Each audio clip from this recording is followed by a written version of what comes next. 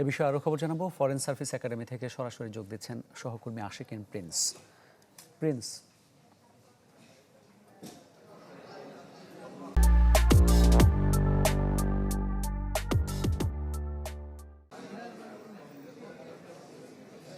মামুন, বেশ কয়েকদিন আগেই চূড়ান্ত হয়েছে জুলাই জাতীয় সনদ 2025। তবে এই জুলাই সনদটি কিভাবে বাস্তবায়ন করা হবে সেটি নিয়ে রাজনৈতিক দলগুলোর মধ্যে মতবিরোধ ছিল, যদিও আজকে মতবিরোধ কিছুটা কমে এসেছে।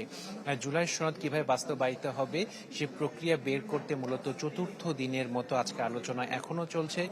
তবে দুপুর নাগাদ বিভিন্ন রাজনৈতিক দলের নেতারা বলার চেষ্টা করছেন যে এখানে কিছুটা অগ্রগতি হয়েছে, মতবিরোধ কিছুটা কমে এসেছে, কিভাবে এটি বাস্তবায়ন হবে। তো এখানে বলা হচ্ছে যে গণভোটের মাধ্যমে জুলাই সনদটি বাস্তবায়ন করা হবে, সে বিষয়ে রাজনৈতিক দলগুলো একমত হয়েছেন। তবে গণভোটটি কখন হবে, কিভাবে হবে, সেটি নিয়ে কিন্তু মতবিরোধ রয়েছে। বিএনপির পক্ষ থেকে বলা হয়েছে যে গণভোটটি করা হবে, তবে গণভোটের আগে যাতে সংবিধানের 106 অনুচ্ছেদ মধ্যে সুপ্রিম কোর্টের মতামত নেওয়া হয়।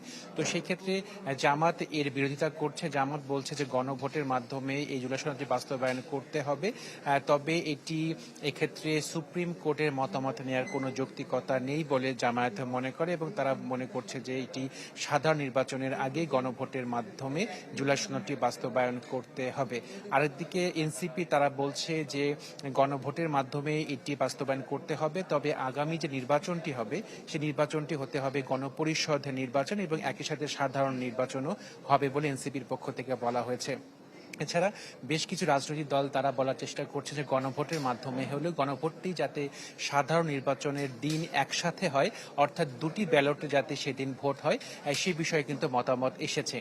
তো আরেকটি গুরুত্বপূর্ণ বিষয় যে জুলাই সনদের যে আইনি ভিত্তি দরকার, সে বিষয়েও রাজনৈতিক দলগুলোর মধ্যে ঐকমত্য হয়েছে।